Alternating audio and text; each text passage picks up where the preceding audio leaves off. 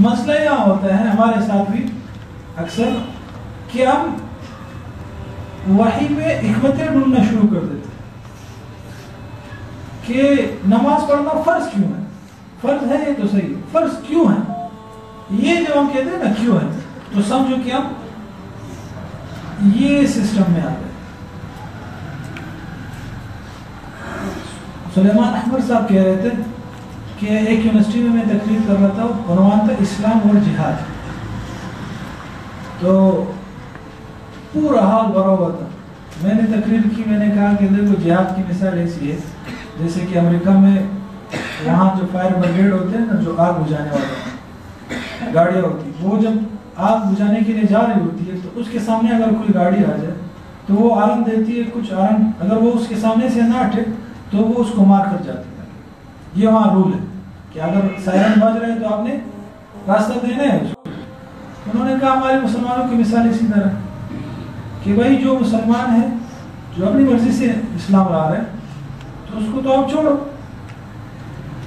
ہم آپ کو کچھ نہیں کہیں گے. لیکن اگر آپ اس میں بھی ٹانگ اڑاؤ گے، جیسے آپ کا رول ہے کہ آپ اس کو مار دیتے ہو گاڑی کو، تو آپ ہمارے سامنے آؤ گے تو ہم بھی ماریں گے.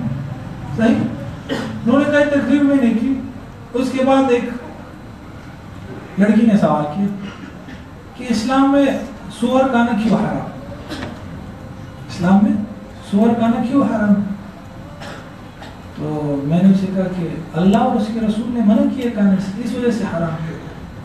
تو انہوں نے کہا نہیں، کیوں حرام؟ میں نے کہا اللہ اور اس کے رسول نے منع کیا، اس وجہ سے حرام.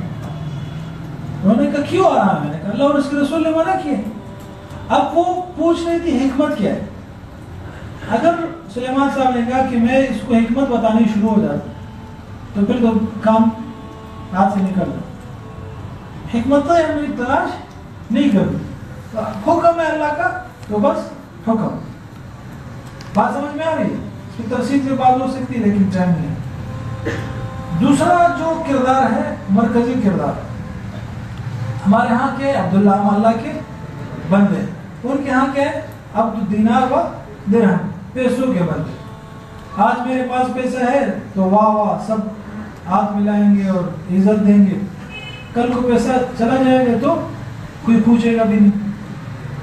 ہمارے ہاں یہ سیکولر سسٹم آ چکا ہے.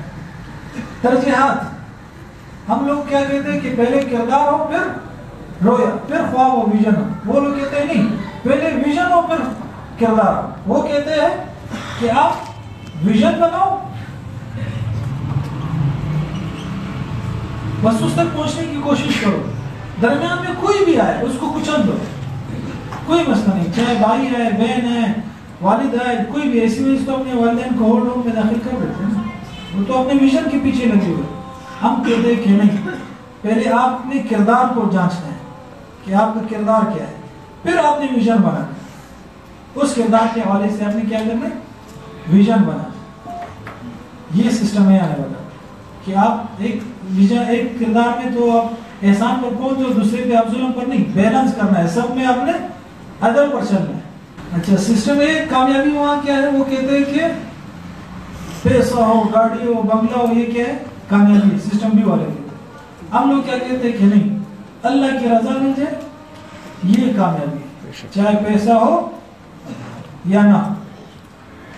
اور وہ کہتے ہیں کہ مین از پاورفل، کہ آدمی طاقتور ہے، جو اس کی دل چاہے وہ کر سکتا ہے. ہم کہتے ہیں نہیں، انسان کمزور ہے، وہ اسباب اختیار کرے گا، اللہ پر بھروسہ کرے گا. صحیح، یہ نہیں کہ جو اس کی مرضی میں ہے وہ کرے. اچھا، ان کے نزدیک جو خوشی ہے، خوشی اور مزہ وہ دونوں مکس کر جاتے ہیں. وہ سمجھتے ہیں کہ جس چیز میں مزہ ہے اسی میں خوشی ہے.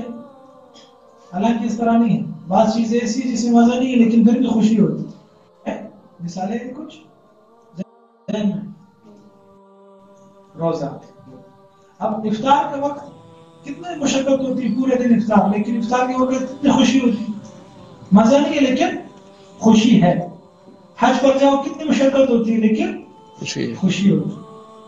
تو وہ بیچارے سمجھتے ہیں کہ جس میں مزہ ہے اسی میں خوشی ہے. اور آج کل ہم بھی سمجھ رہے ہیں کہ پیسہ ہوگا تو خوشی ملے گی، بینک بیلنس ہوگا تو خوشی ملے گی، عہدہ ڈگری ہوگی تو نہیں، خوشی اس میں نہیں. خوشی کس میں ہے؟ کہ اللہ ہم سے راضی ہو گئے.